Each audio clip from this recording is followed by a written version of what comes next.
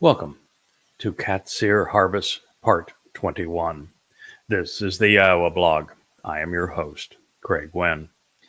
When we were last in the library studio and considering Shabuah as the next harvest, we had come across a expose that I had written to help introduce most Jews who don't know Rabbi Maimonides very well to a little bit of his history so that they might feel more comfortable questioning the edicts that this rather diabolical man has imposed upon them. It was, 2,500 years after Moshe had inscribed Yahweh's misfot, his means to exercise good judgment, that Moshe Maimonides developed his 615 misfot. He had a number of them which he said were negative misfots and a number which were positive misfots. He had misfots that can no longer be done and misfots that must be done. He had all sorts of categorizations and, of course, even misspelling, as the SHPAT in misfot was changed to a mitzvot, as if the text had a T, a Z, or a V in it, none of which were there. It is the SH sound and the PH sound that Yahweh conveyed. And the reason that Yahweh's spelling is important is because once you know that it is a mishafat, you know that it is something that we should question, that we should strive to understand, deriving all of the potential implications of shafat, which is making good decisions, exercising sound judgment. That is what shafat means. But all of that, of course, was hidden by Maimonides, who, rather than providing a lucid explanation, hid the truth under his miscastings.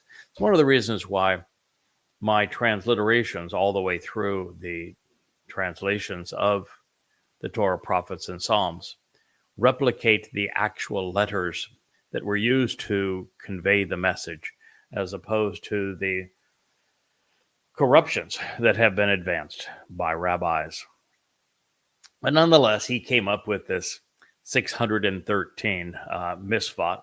He claimed that the number was based upon the seeds in a pomegranate, which would have been wrong. That is not the number.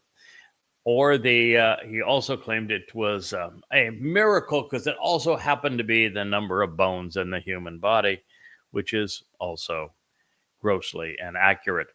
So anyway, he has 613. Maybe he liked the number 6 and the number 13 since it was of man and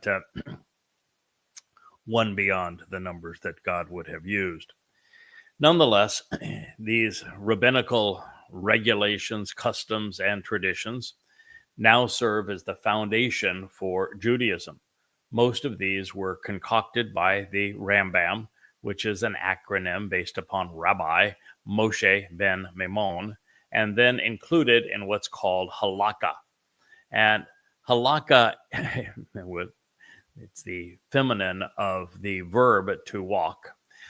So it's turning a verb into a feminine noun. So I don't know, maybe it's the girly walk.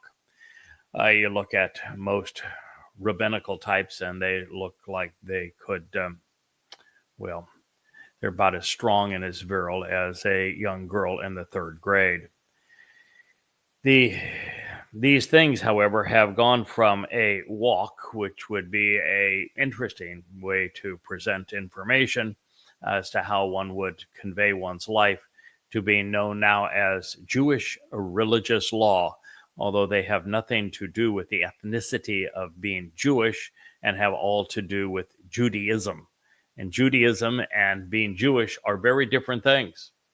Most Jews, ethnically, which is a race, do not prescribe to the religion of Judaism. Judaism is a religion.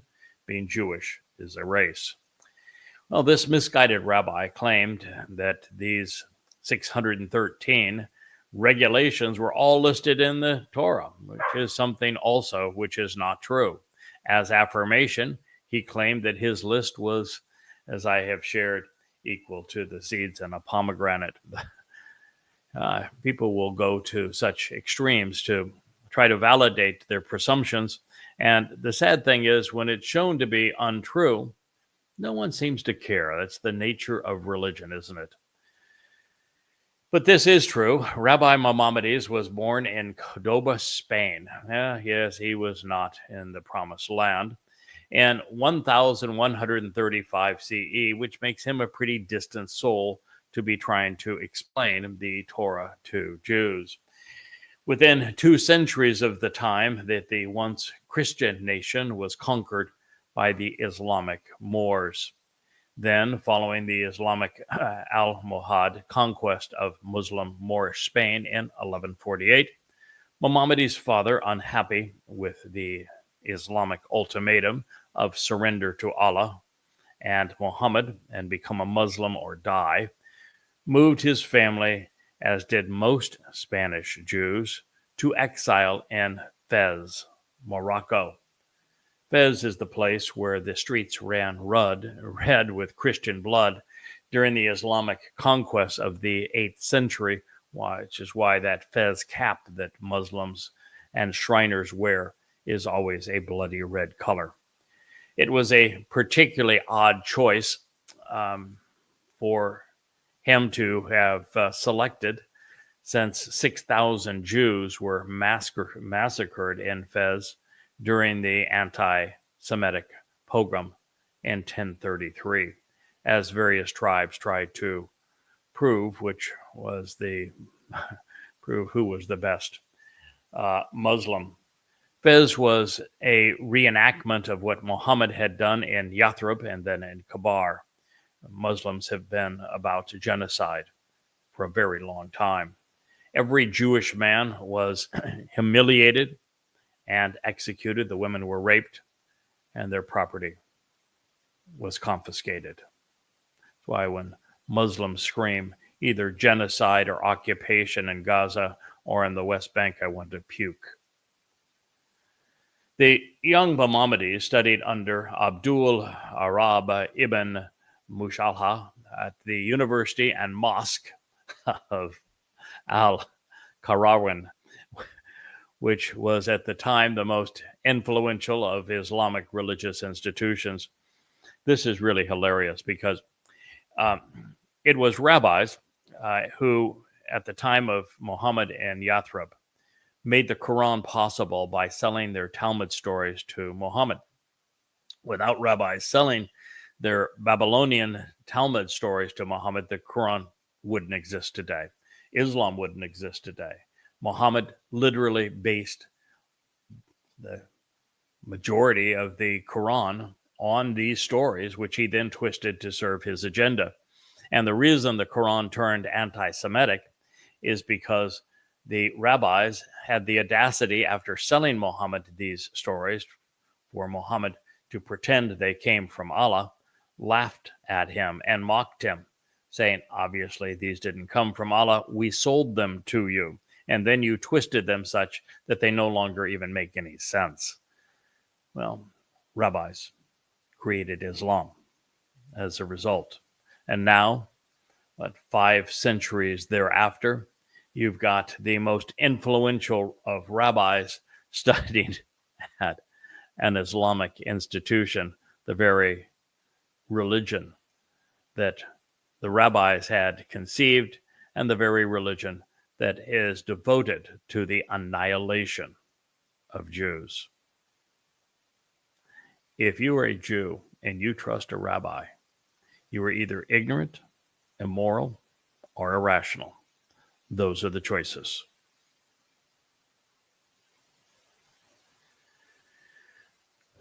It was there that this edicts that Maimonides would write were developed. It is where he pondered and pontificated upon Islam's holy books and then incorporated much of one religion into the other. And that would include Allah's deadly and demonic Quran, Ishaq's putrid Sirah, the life of Muhammad, Tabari's horrific Tariq, history of Islam, and Bukhari's disgusting Hadith, oral traditions, and life and law of Muhammad and his companions, the last of which served to significantly influence Maimonides and his view of the Talmud, or Jewish oral law. Known by the Islamic name Abu Imam Musa, the name of the Quran's caricature of Moses ben Maryam ibn Abdallah, slave to Allah, the Rambam relocated to Gaza to, he could well have been in Gaza, but he actually relocated to Egypt, which at the time controlled much of Gaza, to serve Sultan Saladin. This is really a twisted story, isn't it, for the man most responsible for codifying Judaism. He was the second most acclaimed Muslim of all time and the general who led the Islamic opposition to the Crusaders. There he collaborated with the Muslim sage Averroes to promote and develop the philosophical traditions of Aristotle, who, in addition to being a philosopher and educator, was a pagan immersed in the sun god religions of ancient Greece. Consistent with the Quran, which claims to confirm that which it contradicts, and central to Muhammad's or Maimonides' religion, the Islamic and Greek cultural advocate advanced the arrogant and irrational notion that it is impossible for the truths arrived at by human intellect to contradict those revealed by God, in spite of the fact that the foundation of his religion was little more than a contradiction of Yahweh's testimony. So he basically said, if I can think it, it can't contradict what God says. I mean, what religion does to people's minds is astounding. But nonetheless, this was the primary teacher and inspiration for Maimonides, and it's the arrogance of the rabbis as they trample all over Yahweh's Torah and prophets with their own contributions and contradictions. The Jewish religion, which had given birth to Islam in Yathrib, today's Medina, was now rooted in the religion that it had conceived. The rabbis' 14 volumes of Mishnah Torah remains canonical in its authority, especially as it codifies the Babylonian Talmud. It even served to inspire one of the most acclaimed Roman Catholic philosophers and theologian, St. Thomas Aquinas, who a century later reveled in the writings of Abu Imam Musa ben Maimun ibn Abdallah, a.k.a. the Rambam Maimonides. Stunning, isn't it? The interwoven nature of these three disgusting religions. How rabbis gave birth to Christianity through Paul to create a counterfeit of David, the actual Messiah and Son of God, only to have Akiba create another counterfeit Messiah to counter the very false Messiah, Jesus Christ, that a previous rabbi had conceived. Then, a matter of centuries later, writing their Babylonian Talmud to contradict this testimony of Yahweh with all manner of tripe, and then selling their fables, to Muhammad so that he could twist them to create the Quran, and then to have this man, Abu Imam Musa bin Maimon ibn Abdallah, aka the Rambam Maimonides, codify Judaism based upon all of the rubbish that these religions had wrought. Well, this idiot's mitzvot, like all things rabbinical, were comprised of religious regulations designed to empower the kind of people Yahweh wanted to be removed from the promised land. Citing the Rambam, rabbis claim authority for themselves, and they condemned tens of millions of Jewish souls in the process, that they would never know Yahweh. There is, of course, no record of their oral law existing prior to the emergence of the egotistical and self-serving religious caste of rabbis some 1,300 years after the Talmud, or the Torah, I should say, was meticulously transcribed and read to the people. This notion of an oral Torah comes from, guess who? This rabbi, Maimonides. And it is nothing but a counterfeit, another bit of replacement foolology, which serves as the basis of most religions. And so, like other things religious, Jewish oral law is a myth, one which no informed, rational person would possibly believe. These religious regulations would not be accurately recounted in writing until the production of the Talmud, which began circa 200 CE in maybe a little bit, say 125 CE, beginning in Jerusalem, through perhaps 200 to 25 CE, and then around 500 CE with the Babylonian Talmud, and then the Mishnah, which began around 200 CE and continued to be developed through 1180 CE, depending upon which version of these things one accepts. Well, anyway, like their present day infatuation with the Talmud, which they call a Torah, on this day, the children of Israel actually listened to Yahweh's Torah. And all of the people answered, is how the text of the actual Torah reads, in one cold voice, saying, all the words which for the benefit of the relationship Yahweh has spoken, we will act upon. Yeah, well, didn't turn out that way, did it? Now, these first Jews were particularly good about making promises to God that they would not keep for a matter of 24 hours, and then going about being rebellious and embittered against him.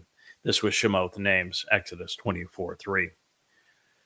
As this drama unfolds, we will discover that the children of Israel did not follow Yahweh's instructions, but instead decided to share the promised land with religious and political aficionados of every persuasion. The result of their defiance would ultimately lead to serving these false gods and thus becoming history's most infamous bad example.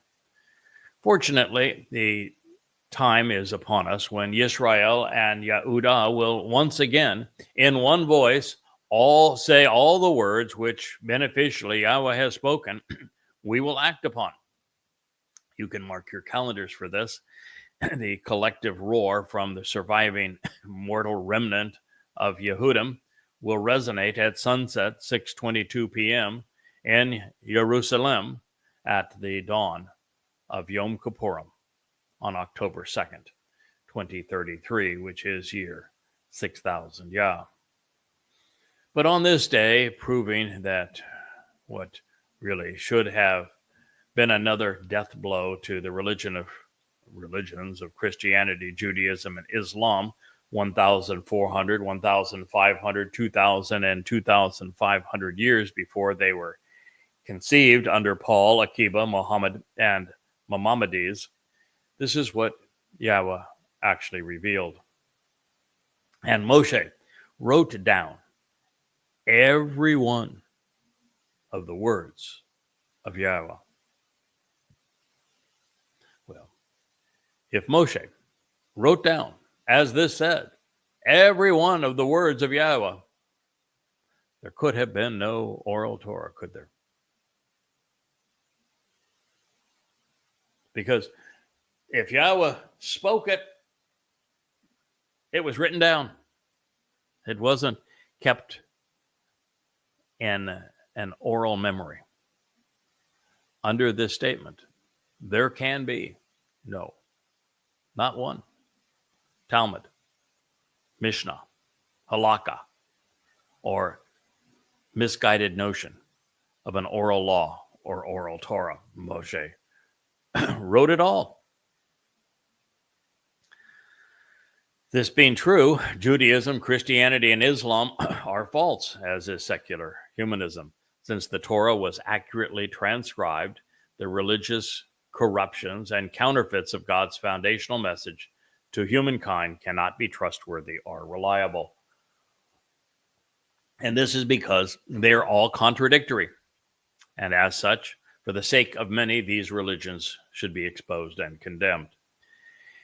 You know, Christianity begins with Paul's 14 letters. I know you look up the Christian New Testament and you think it begins with the book of Matthew, but the book of Matthew wasn't written by a man named Matthew. It was nothing actually but a very crude job of plagiarizing three sources. There's nothing in it that was actually written by the man who claims to have been Matthew. And it was contrived right around 90 to 95 CE.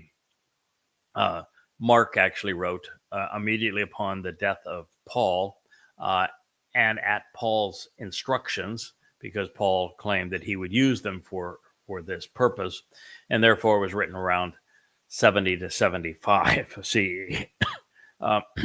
Luke was Paul's propagandist and his personal healer, and he copied down much of what Mark wrote. Matthew then becomes 80% of it is a conglomeration of Mark and Luke. Neither Mark nor Luke, and of course not Matthew, were eyewitnesses. Matthew wasn't even born at the time, was generations away from the time that these events played out, and neither of the others are eyewitnesses. We don't know who wrote the book now bearing the name of John, but it would not have been a disciple named Yahuwah. And there is no evidence whatsoever that ties it to him. And it was likely written far, far away in Ephesus. So these books all followed by a considerable time the books that actually begot Christianity. Christianity was conceived with Paul's 14 letters, which were the first 14 books written that comprised the Christian New Testament if they were actually put in their correct order.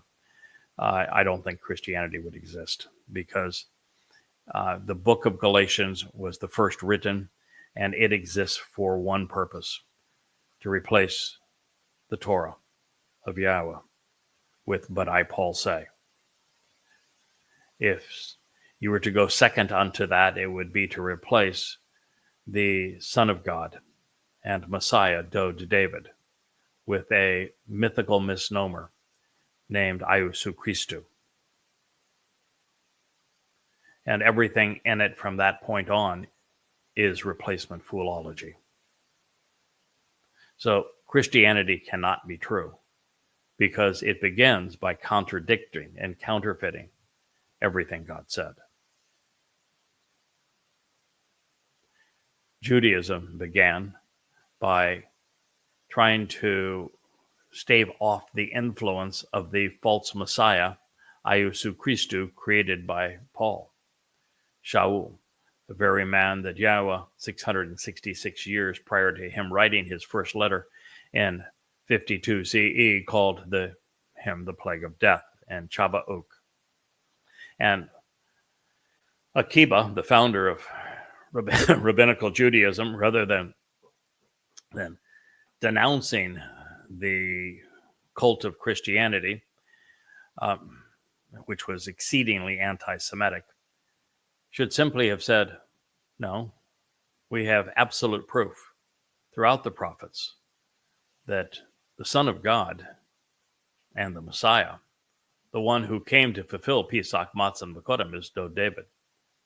The evidence is overwhelming. He wrote about it prophetically in first person. The greatest of the prophets tell us the whole story of exactly what he would do. He himself explained his timing and purpose in his message through Daniel.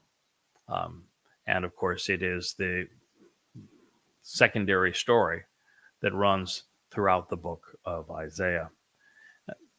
Had he said that, Christianity wouldn't have existed. There would have been no need for Judaism. And those religions not existing, there would have been no Islam, because there would have been no material to fill out the Quran. Muhammad would have simply been a sand pirate over a criminal enterprise in Arabia and not a religious figure. So a lot happened because people didn't realize that Moshe wrote down everything Yahweh said in the Torah. They didn't even realize that Yahweh was God's name, because the rabbinical types saw to it that his name would be erased from their scriptures, from the Talmud, as well as from their people's lives. And if you don't know Yahweh's name, you can't know him. There's no means to salvation. The same would be true with Islam. It would not exist, nor would Christianity, had rabbis not erased Yahweh's name. One of the great travesties of all time. Second on to it is denying the fact that David fulfilled the mikra of Pesach, Matzah, and Bekurim, and that he is the Messiah and Son of God and returning King. So all of these religions somehow missed, and Moshe wrote down every one of the words of Yahweh. They are negated by a single statement. This declaration is particularly caustic to Judaism because, of course, it precludes the notion of an oral law. Since Moshe wrote down everything Yahweh said, Judaism's foundation, it's claimed that 70 elders received a second oral law at the same time from God, crumbles. Further, if these words cannot be trusted, if Moshe didn't accomplish what Yahweh said he did, then Judaism cannot be relied upon, because it would then have drawn its authority from twisting the words of an unreliable God and an errant text. This revelation is especially scathing to Christianity. And that is because it means that their religion's festivals, its symbols, its teachings are all wrong. And they are all in conflict with the testimony of God as transcribed by Moshe. Mutually exclusive and diametrically opposing concepts such as massive discrepancies which exist between the Torah and the church cannot both be right. You know, it's just not the least bit possible, since Paul's letters are diametrically opposed to the Torah. Since these things are completely different, they both cannot be true. Sorry. And when you think of the proposition of Christianity, it's that a man who had been trained as a rabbi, and if he hadn't had that training, he never could have written his 14 letters, particularly Galatians, which attacked the Torah. He wouldn't have known it well enough to have attacked it the way that he did. But if you look at Paul's proposition, which is that he is a rabbi who was, by his own admission, out murdering those who were influenced by this new religion. that he was authorized by God to contradict everything that God said. How is that even remotely possible? That according to Paul, that the testimony of the God who inspired him was incapable of saving anyone. And so God just gave up and said, I can't figure this thing out. I want this guy who has been murderous, who by his own admission was a sexual pervert as well.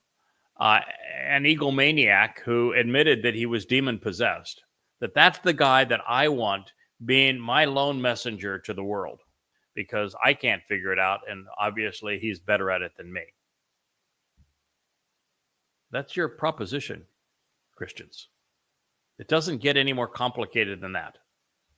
And if you want to pretend that that's not true, then you're just kidding yourself. Because that is the irrational conundrum of the Christian New Testament. Mutually exclusive, diametrically opposing concepts cannot both be true. And you're dealing with now the creation of a church which has no basis in the Torah and prophets.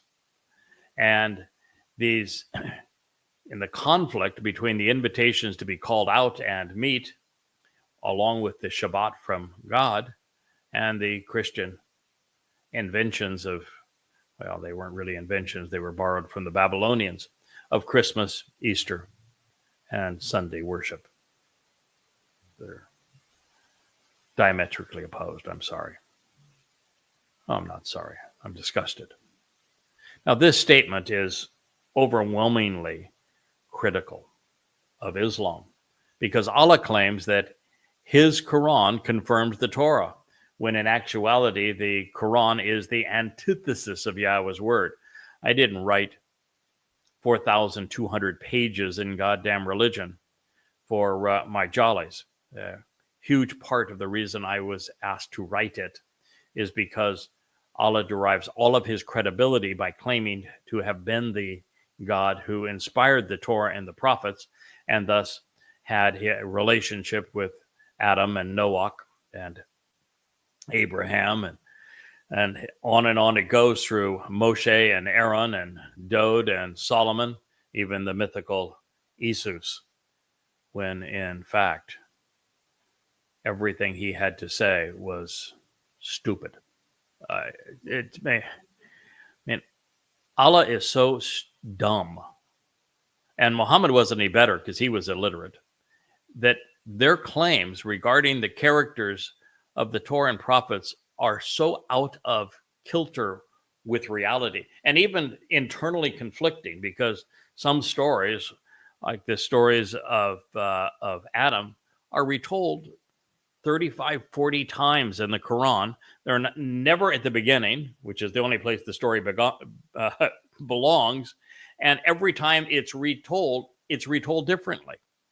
Same thing is the story of Noah, which again isn't at the beginning and is different every time that Allah tries to retell this story. It's like he had Parkinson's or some form of amnesia, or he was suffering from dementia, mental illness.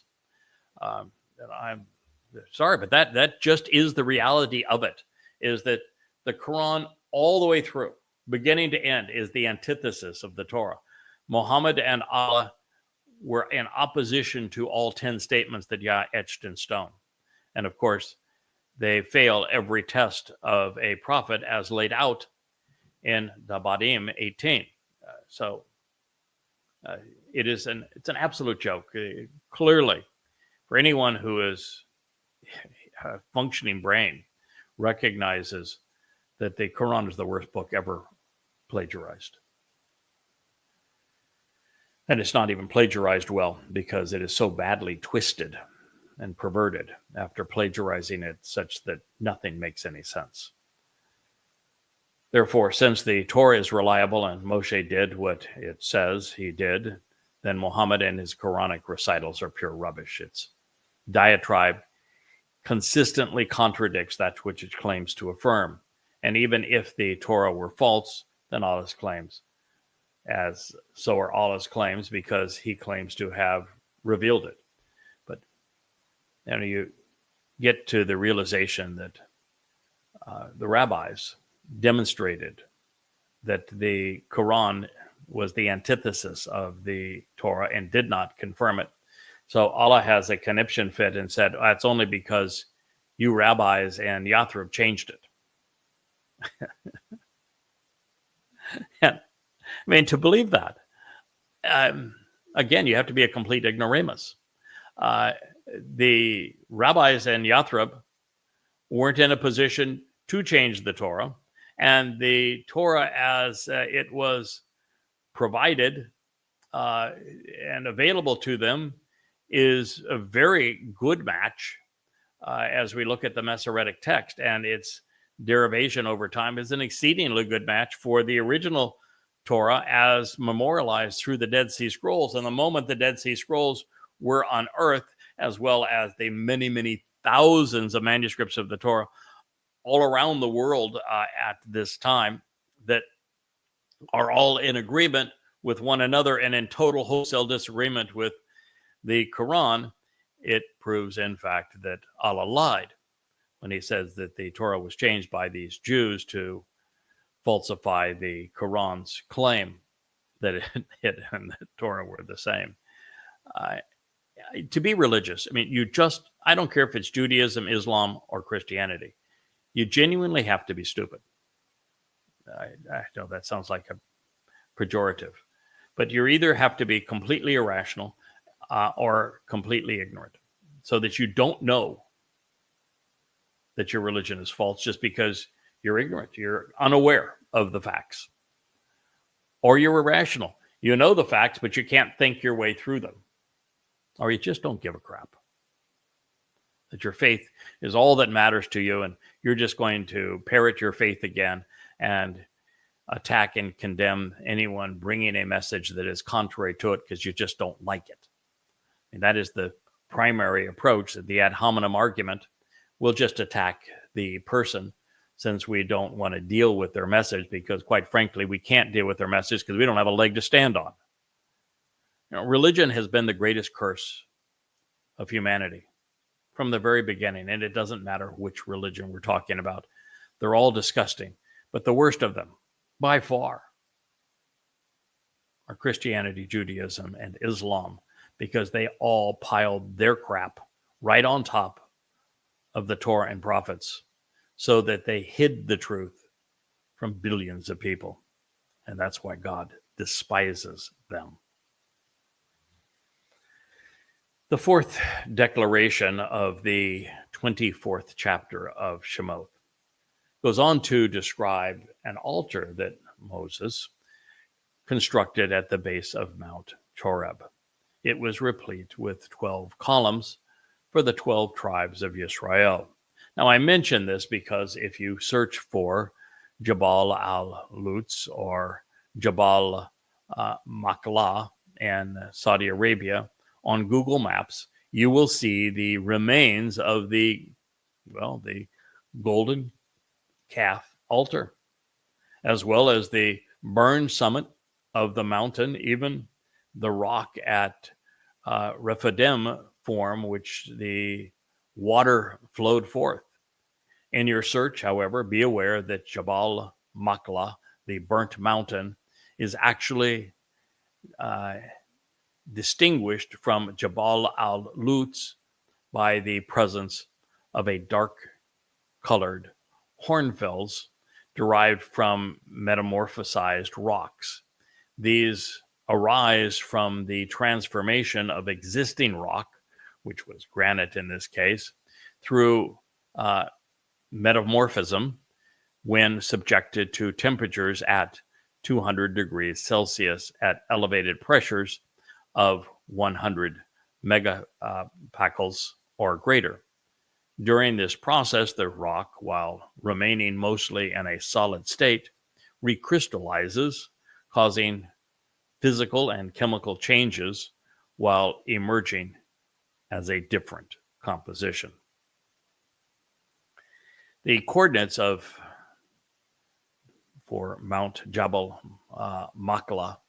It's 23 degrees 35 minutes, 48.27 seconds north, 35 degrees 20 minutes, 7.77 seconds east for the Split Rock.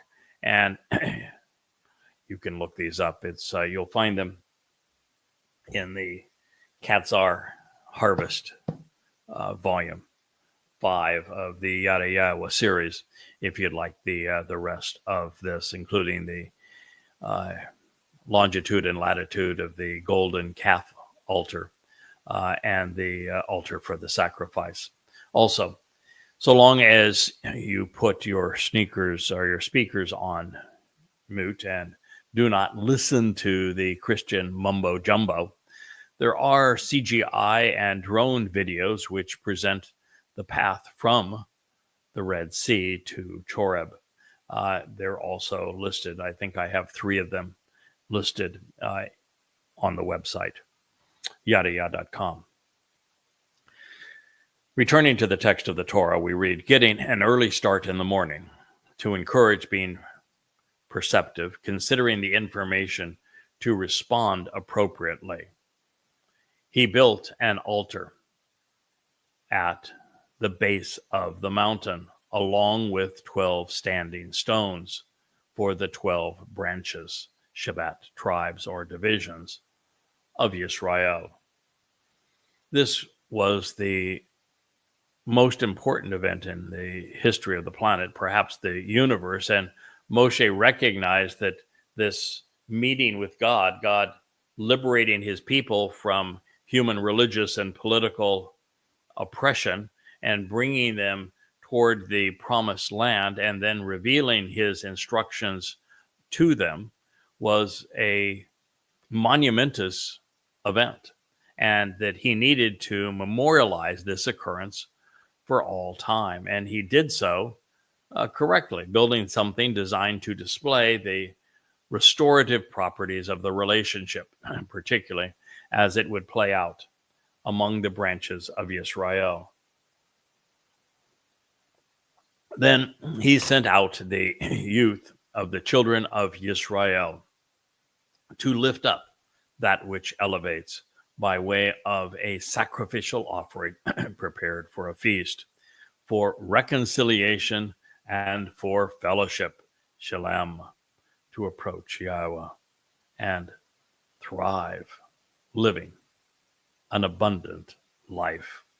The last word, I'm laughing here because the last word here is par, bull.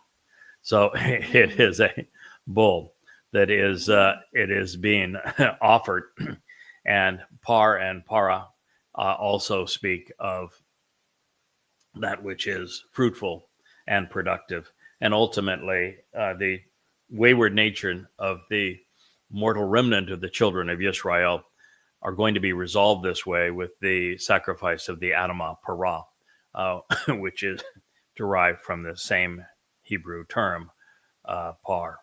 And it is the way to reconcile the relationship so that the children of Israel can be in Yahweh's presence. As Yahweh approaches, they would be incinerated without this protection. They need to be prepared in advance.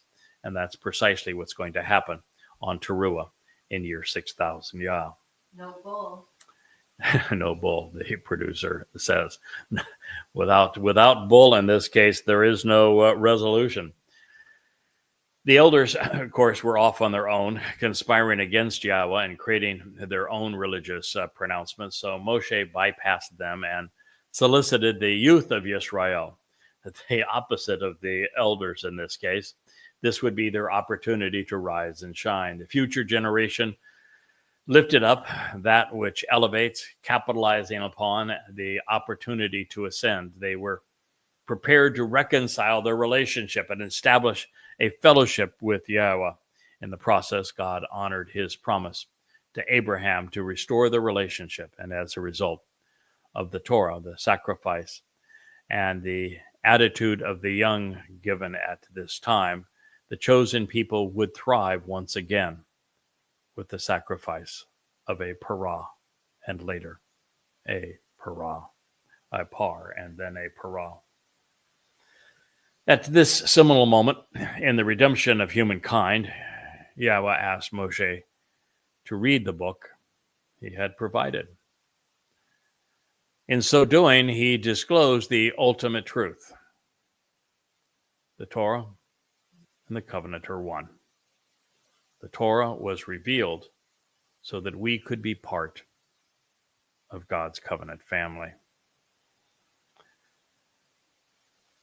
The text, and this is from Shemot Exodus 24:7. It reads, he grasped hold, Lakash, of the written communication, Shafar, the inscribed documentation, regarding Habareth, the covenant, this family-oriented relationship agreement. And he read it out loud, offering an invitation to meet in a hearing, ozone, for the Am family.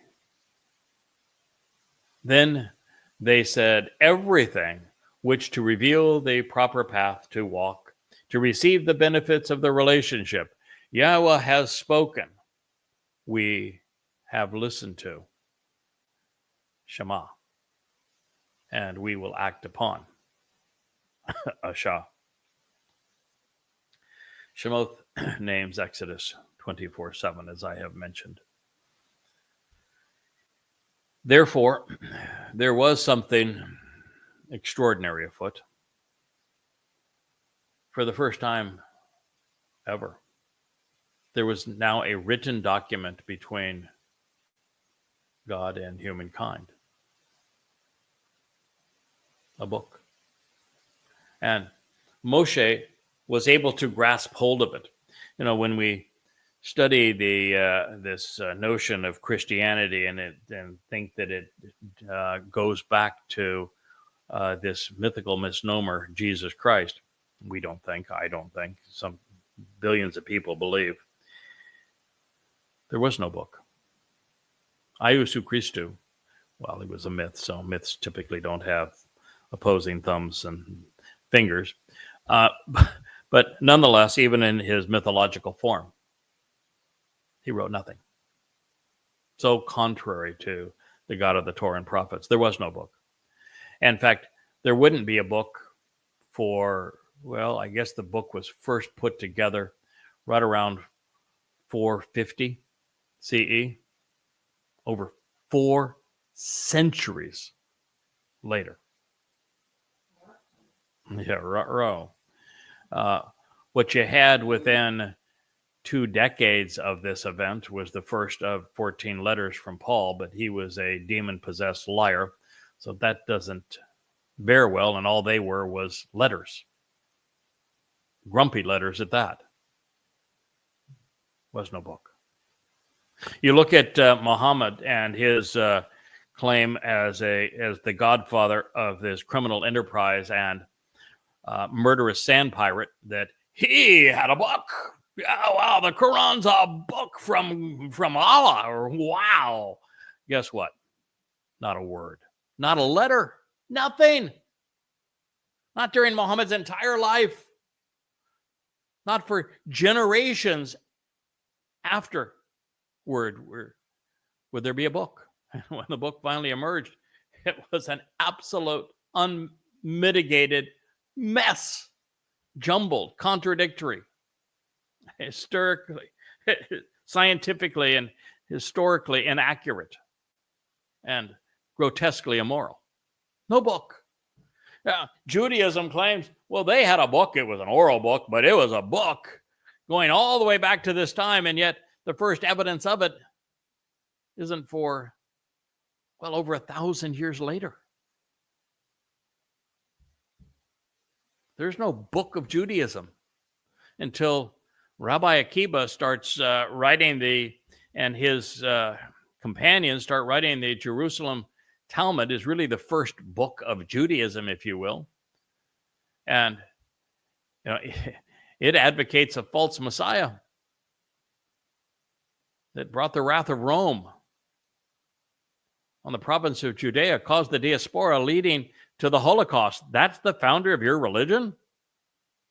Really, it wasn't a book to codify Judaism until the Babylonian Talmud, and it's Babylonian.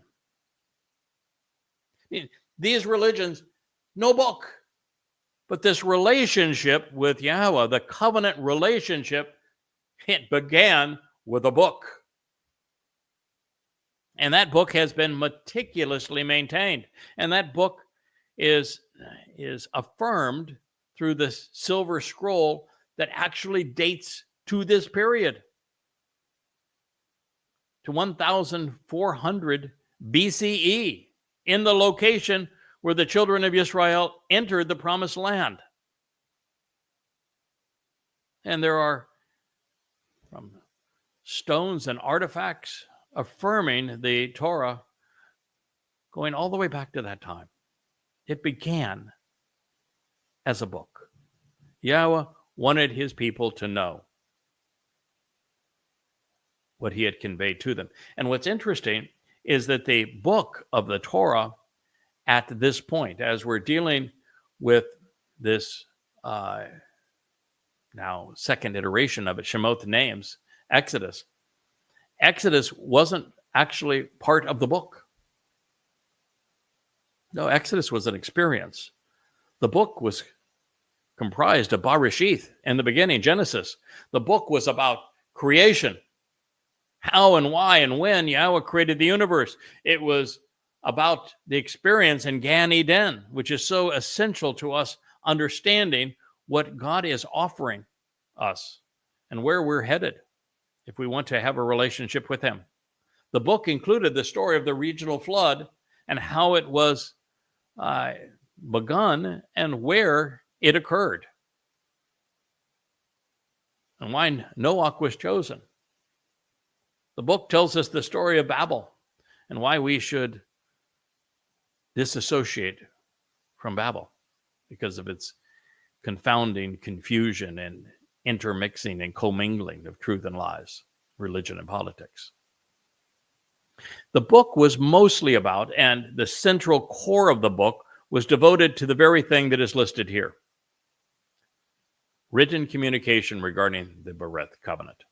The narrative of the covenant is presented in Bereshith.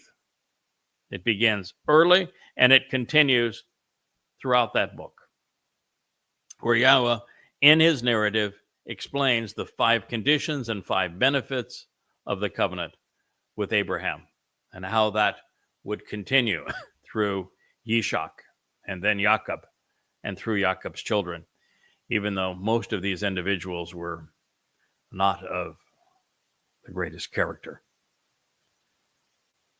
And they became symbolic of what Israel would become. But the covenant is Yahowah's. It is perfect. It is God's family.